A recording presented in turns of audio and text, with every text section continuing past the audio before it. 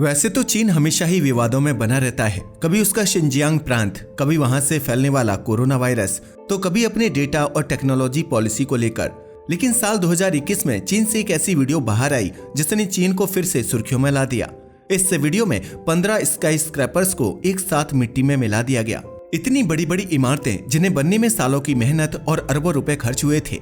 लेकिन अगर इन बिल्डिंग्स की बात की जाए तो ये ना तो गैर कानूनी थी और ना ही इनमें काले धन का इस्तेमाल हुआ था। इनफैक्ट इन इमारतों में तो लाखों लोगों को आसरा मिलने वाला था। लेकिन हैरानी की बात यह है कि जहां चीन में लगभग 5 करोड़ लोग बेघर हैं, वहीं सरकार इन तैयार इमारतों को खुद ही बर्बाद कर रही थी। तो सवाल ये है कि आखिर चीन की सरकार और वहां के रियल एस्टेट बिजनेसमैन बनी बनाई इमारतों को डिस्ट्रॉय क्यों कर रहे हैं? आखिर उन्होंने अरबों डॉलर के अर्बन इन्वेस्टमेंट को वेस्ट क्यों कर दिया? यकीन मानिए ये कहानी जितनी सीधी दिखाई देती है उतनी है नहीं। लेकिन सवाल यह है कि जब करोड़ों लोग बेघर हैं तो उन्हें घर देने की बजाय चीन बड़ी बड़ी इमारतों को तबाह क्यों कर रहा है? कहीं ऐसा तो नहीं कि चीन किसी ऐसे खतरे में फंस चुका है जिसका अंदाजा दुनिया को अभी तक नहीं है? और यह तो बस शुरुआत है, क्योंकि गुरुग्राम जैसे बड़े शहरों में तो इससे भी ज्यादा भयानक हालात देखने को मिल सकते हैं। लेकिन अब सवाल यह उठता है कि चीन के अंदर ये घोस्ट बिल्डिंग्स आखिर बनी कैसे? तो चलिए इसे डिटेल में समझते हैं। भारत और चीन दोनों ने लगभग एक ही समय पर आजादी पाई थी, लेकिन जहां चीन तेजी से आगे निकल गया वहीं भारत पीछे रह गया। हालांकि फिलहाल हम भारत के पीछे रहने की कहानी नहीं बल्कि चीन की कहानी समझने वाले हैं। साल 1949 में माओ जेडोंग के नेतृत्व में चीन को आजादी मिली। दरअसल माओ जेडोंग ने चीन में सालों से चल रहे सिविल वॉर को जीत लिया था और इसके साथ ही पीपुल्स रिपब्लिक ऑफ चाइना का गठन हुआ। माओ जेडोंग के बारे में तो आप जानते ही हैं, ये एक कम्युनिस्ट लीडर थे। कम्युनिस्ट आइडियोलॉजी के अनुसार समाज में कोई भी छोटा या बड़ा नहीं होता और देश के हर एसेट पर सभी का बराबर अधिकार होता है। और इसी संतुलन को बनाए रखने के लिए सरकार ज्यादातर एसेट्स को अपने कंट्रोल में रखती है और यह इंश्योर करती है कि डिस्ट्रीब्यूशन ऑफ रिसोर्सेस लोगों की जरूरतों के अकॉर्डिंग हो। बट माओ जेडोंग अपनी जनता को आत्मनिर्भर बनाना चाहते थे। उनका मानना था कि लोग लाचार नहीं बल्कि काम करने वाले सिटीजन बनने चाहिए। इसी सोच के तहत सरकार ने इंडस्ट्रीज सेटअप की जहां लोग काम करने लगे। जो काम करेगा उसी की जरूरतें पूरी होंगी ताकि किसी को मुफ्त की रोटी की आदत ना पड़े और हर कोई देश की इकोनॉमी में योगदान दे सके। इसी वजह से चीन में घर एक बुनियादी जरूरत बन गया। इसलिए माओ जेडोंग ने डैनवे सिस्टम की नींव रखी। अब आप सोच रहे होंगे कि आखिर ये डैनवे क्या है? डैनवे को आप एक तरह की वर्क यूनिट समझ सकते हैं। सरकार ही इन डैनवे यूनिट्स को सेटअप करती थी। इनके द्वारा लोगों को काम दिया जाता था और उसके बदले में उन्हें रोटी, कपड़ा और मकान तीनों सुविधाएं मिलती थीं। यह सिस्टम 1970 के दशक तक चलता रहा। उस समय चीन की लगभग 95% अर्बन वर्किंग पॉपुलेशन उन्हीं घरों में रहती थी जो उन्हें डैनवे के जरिए मिले थे। यही नहीं, इनफैक्ट हर जमीन का टुकड़ा पूरी तरह से गवर्नमेंट रेगुलेशन में था। लेकिन फिर आया 9 सितंबर 1976, वह दिन जब माओ जेडोंग की डेथ हो गई। उनकी डेथ के साथ ही उनकी विचारधारा भी धीरे धीरे कमजोर पड़ने लगी। इसके बाद 1978 में सत्ता में आई डेंग शियाओपिंग। उनकी सोच माओ से बिल्कुल अलग थी। 1980 में अपने एक भाषण में उन्होंने साफ कहा कि अब अर्बन रेजिडेंट्स को कब तक सरकारी घरों और डैनवे सिस्टम पर निर्भर रखा जाएगा। लोगों को अपना घर खरीदने और पुराने घर बेचने का अधिकार मिलना चाहिए। यही नहीं, उन्होंने यह भी कहा कि हाउसिंग ट्रांजैक्शन में यह जरूरी नहीं कि खरीदने वाला पूरा पैसा एक साथ दे, वह 10, 15 या 20 साल में किस्तों में भी पेमेंट कर सकता है। इस स्पीच ने चीनी इकोनॉमी को हिलाकर रख दिया। ऐसा इसलिए क्योंकि अब चीन के सामने 2 नए रास्ते खुल चुके थे। जहां 1980 से पहले प्रॉपर्टी को कमोडिटी की तरह देखना अपराध माना जाता था, वहीं अब लोन और EMI जैसे कॉन्सेप्ट्स को इकोनॉमी में लाने की तैयारी होने लगी। फिर आया 1986 जब चीन में पहली बार लीगल लैंड सेल हुई। इतने सालों के आजादी के बाद यह चीन के इतिहास में पहली बार था जब जमीन की कानूनी खरीद बिक्री हुई। इसके बाद शंघाई समेत कई शहरों में रियल एस्टेट का बाजार खुलने लगा। 1990 के दशक के अंत तक डैनवे हाउसिंग सिस्टम पूरी तरह से खत्म हो चुका था और हाउसिंग प्राइवेट कमोडिटी बन चुकी थी। 1998 में स्टेट काउंसिल डॉक्यूमेंट नंबर 23 जारी किया गया। इसके साथ ही डैनवे द्वारा घर देने की व्यवस्था पूरी तरह समाप्त कर दी गई। अब वर्क यूनिट्स घर देने की बजाय कर्मचारियों को कैश सब्सिडी देने लगी ताकि वे खुद प्रॉपर्टी खरीद सकें। सरकार का मकसद साफ था, अर्बन रियल एस्टेट सेक्टर को तेजी से बूस्ट करना। इसके साथ ही आया ह्यूको सिस्टम। एक्चुअल में ये गवर्नमेंट का ऐसा सिस्टम था जिसमें सुविधाएं ज्यादा मिलती थी। एक्चुअल में जिन लोगों के पास अर्बन ह्यूको होता उन्हें ज्यादा फैसिलिटीज, रिसोर्सेस एंड अपॉर्चुनिटीज मिलते। नतीजा यह हुआ कि लोग मजबूरी में गांव छोड़कर शहरों की तरफ आने लगे, फिर चाहे उनके पास शहर में रहने का साधन हो या ना हो। यहीं से चीन में घोस्ट सिटीज और घोस्ट बिल्डिंग्स की कहानी शुरू होती है। ऐसे ही समय गुजर रहा था और तभी चीन वर्ल्ड ट्रेड ऑर्गेनाइजेशन का मेंबर भी बन गया। ये वही समय था जब चीन को अपने इतिहास का सबसे बड़ा आर्थिक बूस्ट मिला। चीन धीरे धीरे प्रोडक्शन हब के साथ साथ एक्सपोर्ट हब बन गया। साथ ही ये वही दौर था जब चीन दुनिया का सबसे बड़ा एक्सपोर्टर बनने की दिशा में तेजी से आगे बढ़ रहा था।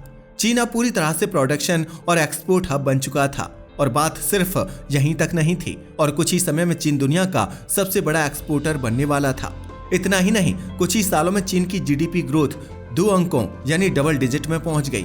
साल 2007 तक यह 14.1% तक पहुंच चुकी थी। ये वही समय था जब चीन इतनी तेजी से ग्रो कर रहा था कि अमेरिका तक उससे डरने लगा था।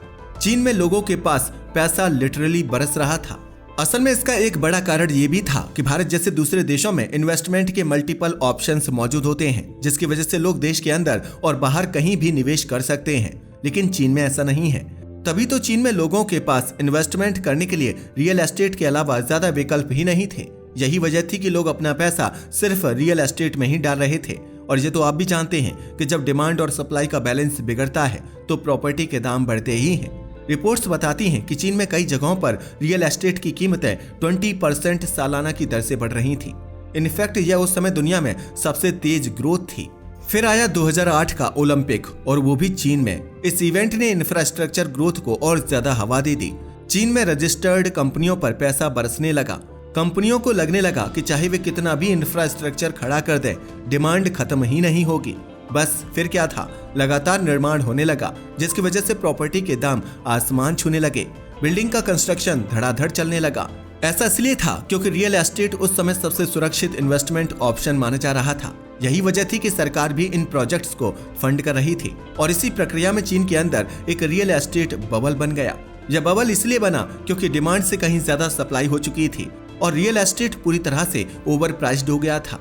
या तो आप भी जानते हैं कि रियल एस्टेट लोग सिर्फ रहने के लिए नहीं खरीदते। रहने के लिए तो इंसान को एक ही घर चाहिए होता है, लेकिन ज्यादातर लोग प्रॉपर्टी इन्वेस्टमेंट के नाम पर खरीदते हैं ताकि आगे चलकर जमीन या फ्लैट बेचकर प्रॉफिट कमा सकें।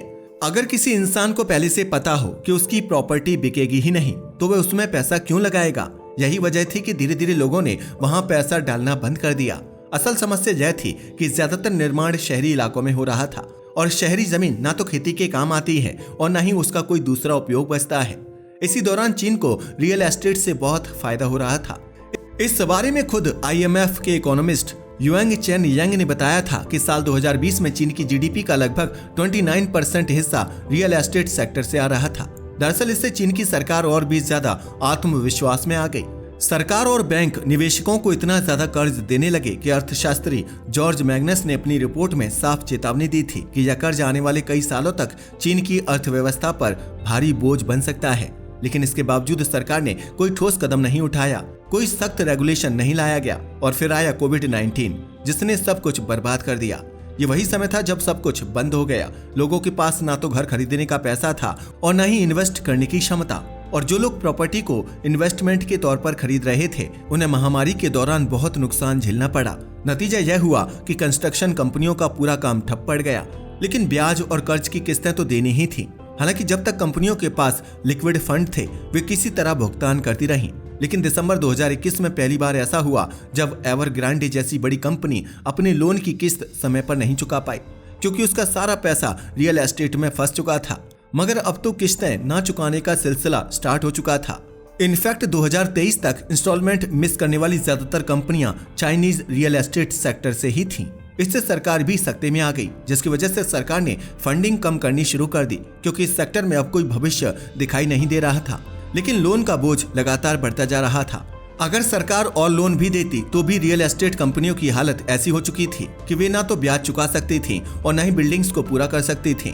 नतीजा यह हुआ कि सरकार भी कुछ खास नहीं कर पाई। हालात इतने खराब हो चुके थे कि कंपनियों के पास अपनी अंडर कंस्ट्रक्शन प्रोजेक्ट्स को पूरा करने के लिए भी पैसे नहीं बचे थे। इसी वजह से उनकी अधूरी इमारतें तोड़ी जाने लगी। यही कारण है कि कंट्री गार्डन होल्डिंग्स जैसी दिग्गज कंपनियां आज बंद होने के कगार पर पहुंच चुकी हैं। यही नहीं, उन्हें हांगकांग स्टॉक एक्सचेंज से डीलिस्ट कर दिया गया है। चीन में आए दिन कोई न कोई छोटी बड़ी रियल एस्टेट कंपनी बंद होती जा रही है। इनफैक्ट हालात इतने खराब हो चुके हैं कि चीन का वह मीडिया जो आमतौर पर सरकार के खिलाफ कुछ नहीं बोलता, वो भी 2023 में कहने लगा कि चीन को अपने सिद्धांत पर लौटना चाहिए कि घर रहने के लिए होते हैं, देखने के लिए नहीं। यह एक बहुत बड़ा डाउनफॉल है, लेकिन यह अचानक नहीं हुआ। अगर आंकड़ों को देखें तो इसके पीछे एक बहुत बड़ा कारण है। चीन में आज 5 से 8 करोड़ खाली घर मौजूद हैं, जिनसे ना तो कोई किराया मिल रहा है और ना ही कोई रेवेन्यू। इनफैक्ट लोगों के पास पहले से ही इतना ज्यादा रियल एस्टेट है कि जब खरीदार ही नहीं है तो फिर लगातार नई बिल्डिंग्स बनवाने और उन्हें फंड करने का आखिर क्या लॉजिक है। और यह कोई आज की बात नहीं है। साल 2019 में एक रिपोर्ट सामने आई थी जिसके अनुसार चीन में 50 से भी ज्यादा घोस्ट सिटीज मौजूद हैं। ये ऐसे शहर हैं जिन्हें इस उम्मीद में बनाया गया था कि यहाँ लाखों लोग आकर बसेंगे, लेकिन सरकार की लाख कोशिशों के बावजूद वहाँ मुश्किल से 1000 से 2000 लोग ही बस पाए। और इनफैक्ट वे लोग भी ज्यादा समय तक वहाँ टिक नहीं पाए और शहर छोड़कर चले गए। आप भी जानते हैं कि जब किसी चीज की मार्केट में जरूरत नहीं होती फिर भी आप उसे बनाते रहते हैं तो उसके दाम गिरते हैं और वह चीज बेकार हो जाती है। चीन में यही हुआ और उसका नतीजा आज सबके सामने है। लेकिन यह सिर्फ चीन की कहानी नहीं है, भारत भी धीरे धीरे इसी रास्ते पर बढ़ रहा है। मुंबई की बात करें तो वहाँ रियल एस्टेट महंगा होना समझ में आता है क्योंकि शहर समुद्र के किनारे है और जमीन बेहद सीमित है। लेकिन अगर गुरुग्राम जैसे शहर को देखें तो वहाँ जमीन की कोई खास कमी नहीं है। इसके बावजूद वहाँ बिजनेस प्रॉपर्टी की कीमतें सिर्फ 2 साल में 67% तक बढ़ गई हैं, बिल्कुल चीन की तरह। इनफैक्ट जिस तरह चीन में जबरदस्ती एक्सेसिव हाउसिंग बनाई गई, उसी तरह 2024 में एनसीआर की 50% से ज्यादा हाउसिंग यूनिट्स केवल गुरुग्राम में ही बनाई गई। यह पूरी तरह से जबरदस्ती हो रहा है।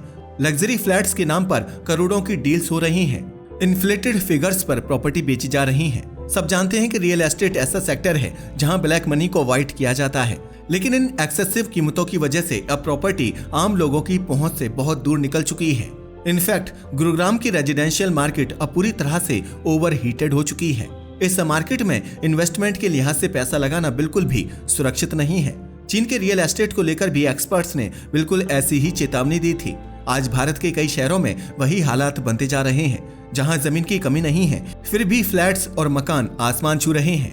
जब किसी चीज को जरूरत से ज्यादा प्यार मिल जाता है तो उसका बबल बनता है और हर बबल का एक दिन फूटना तय होता है। इंडियन स्टॉक मार्केट भी काफी हद तक ओवर वैल्यूड हो चुकी है।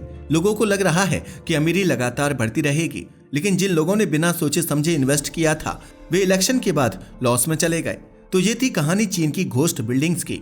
अब आपका क्या ख्याल है? भारत को चीन से क्या सीख लेनी चाहिए? अपनी राय हमें कमेंट में बताइए और वीडियो पसंद आया तो इसे लाइक और शेयर करें। साथ ही चैनल को सब्सक्राइब करना ना भूलिएगा। धन्यवाद।